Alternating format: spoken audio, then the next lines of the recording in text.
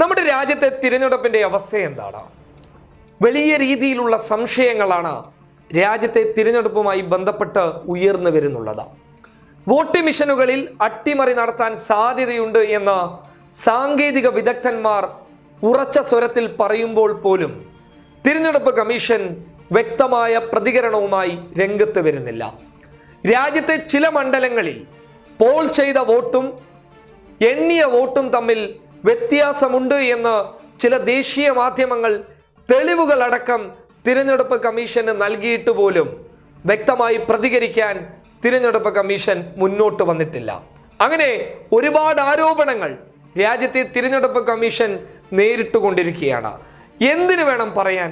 രാജ്യത്ത് ചിലർ പ്രസംഗിച്ചു കഴിഞ്ഞാൽ ചട്ടലംഘനവും, എന്നാൽ ചിലർ പ്രസംഗിച്ചു കഴിഞ്ഞാൽ ചട്ടലംഘനമല്ല എന്ന രീതിയിലോട്ട് വരെ രാജ്യത്തെ തിരഞ്ഞെടുപ്പ് കടന്നു പോകുന്നതിൻ്റെ നേർസാക്ഷ്യം കണ്ടവരാണ് നമ്മൾ ഇന്ത്യക്കാർ.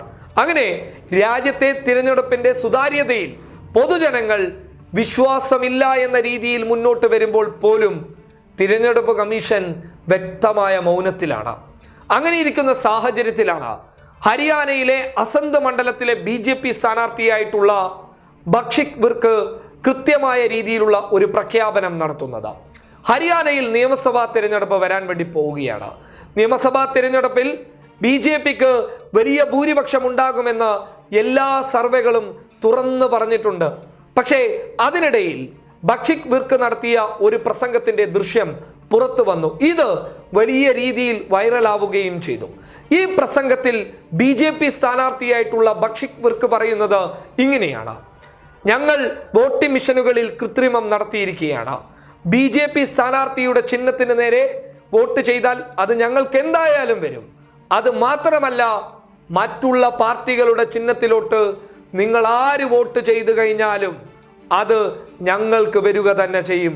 അത് മാത്രമല്ല, ഞങ്ങൾക്കല്ലാതെ മറ്റു രാഷ്ട്രീയ പാർട്ടികളിലേക്ക് വോട്ട് ചെയ്തവരുടെ ലിസ്റ്റ് ഞങ്ങൾക്ക് ലഭിക്കുകയും ചെയ്യുമെന്ന് BJP സ്ഥാനാർത്ഥി തുറന്നു പറയുന്നു. ਸਾਨੂੰ ਉਹ ਵੀ ਪਤਾ ਲੱਗ ਜਾਣਾ ਹੈ ਕਿ ਕਿਹੜੇ ਬੰਦੇ ਨੇ ਕਿੱਥੇ ਵੋਟ ਪਾਈ ਹੈ। ਇਹ ਵੀ ਗਲਤਫਹਿਮੀ ਨਹੀਂ ਹੋਣੀ ਚਾਹੀਦੀ। ਅਸੀਂ ਜਾਣ ਕੇ ਦੱਸ ਦੇ ਕੋਈ ਅਗਰ ਕੋਈ ਪੁੱਛੇਗਾ ਨਾ ਆਪਾਂ ਦੱਸ ਵੀ ਜਾਣਾ ਕਿੱਥੇ ਵੋਟ ਪਾਈ ਹੈ, ਕਿਉਂਕਿ ਮੋਦੀ ਜੀ ਦੀ ਨਜ਼ਰਾਂ ਬੜੀਆਂ ਤੇਜ਼ ਨੇ,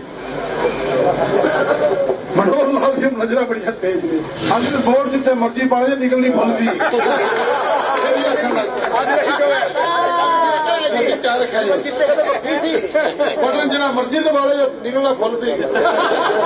ദൃശ്യം വൈറലായതോടെ അദ്ദേഹത്തിനെതിരെ തിരഞ്ഞെടുപ്പ് കമ്മീഷൻ നടപടിക്കൊരുങ്ങി. എന്താണ് നടപടി? അദ്ദേഹത്തിനോട് വിശദീകരണം ചോദിക്കുകയാണ്. എന്തിനാണ് വിശദീകരണം ചോദിക്കുന്നത്? യഥാർത്ഥത്തിൽ ആ പറഞ്ഞ വ്യക്തിക്കെതിരെ കൃത്യമായ രീതിയിൽ നടപടിക്രമങ്ങളുമായി മുന്നോട്ട് പോവുകയും അദ്ദേഹത്തിനെതിരെ കേസെടുക്കുകയല്ലേ വേണ്ടത്, വിശദീകരണമല്ല വേണ്ടത്. കാരണം ഇരുട്ടിന്റെ മറവിൽ നിന്ന് അല്ല അദ്ദേഹം പറഞ്ഞിട്ടുള്ളത്.